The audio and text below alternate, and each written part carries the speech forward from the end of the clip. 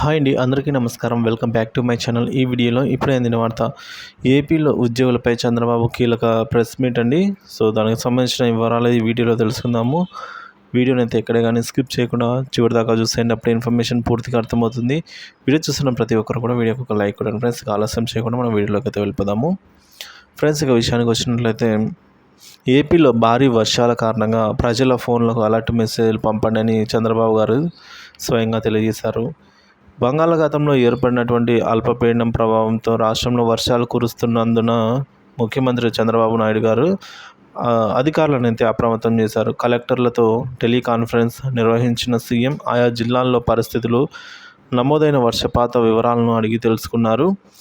ప్రస్తుత పరిస్థితులు, తీసుకుంటున్న చర్యలు, సందిగ్ధత, సో దీనికి సంబంధించినటువంటి సన్నద్ధతను కలెక్టర్లకు చంద్రబాబు గారు అయితే వివరించడం జరిగింది.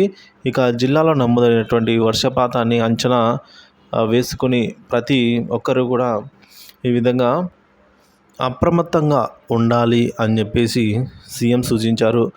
ఆదివారం అనగా ఈరోజు, రేపు సోమవారం కూడా పలు ప్రాంతాల్లో భారీ వర్షాలు పడే అవకాశం ఉందని, ఉత్తరాంధ్ర జిల్లాల్లో వర్ష ప్రభావం ఎక్కువ కనిపిస్తోందన్నారు.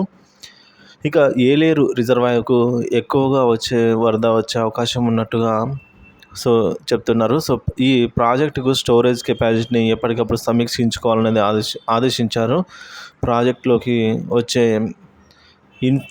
ఇన్పుట్ మరియు అవుట్పుట్ ఫ్లో బ్యాలెన్స్ చేసుకొని ప్రాజెక్టుల నిర్వహణ చేపట్టాలని అయితే తెలియజేశారు. కాలువ, చెరువులు, డ్రైనేజీ అలాగే గండ్లు పడకుండా చూసుకోవాలని స్పష్టం చేశారు. భారీ నుంచి అతి భారీ వర్షాలు ఉండే ప్రాంతంలో త్రాగునీరు, ఆహారం, మెడికల్ క్యాంపులకు సిద్ధంగా ఉండాలని సూచించారు.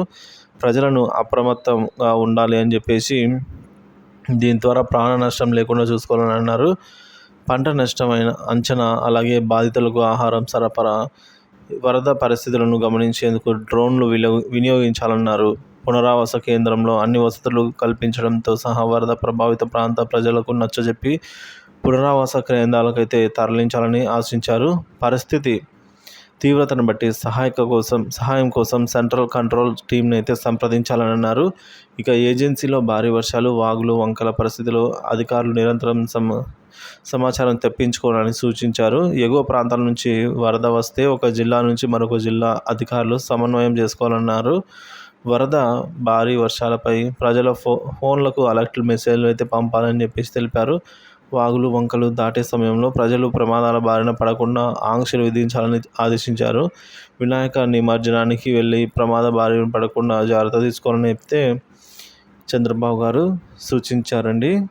సో ఈ విధంగా అయితే ఎక్కడికక్కడ ఉద్యోగులే వర్ష ప్రాంతం ఏదైతే రెడ్ జోన్గా తెలియజేస్తూ ఉన్నారో, సో వాటన్నింటిలో కూడా ఆయా జిల్లాల్లోని ప్రజలను నచ్చజెప్పి పునరావాస కేంద్రాలకు తరలించే బాధ్యత ఉద్యోగులకైతే అప్పగించడం జరిగిందండి.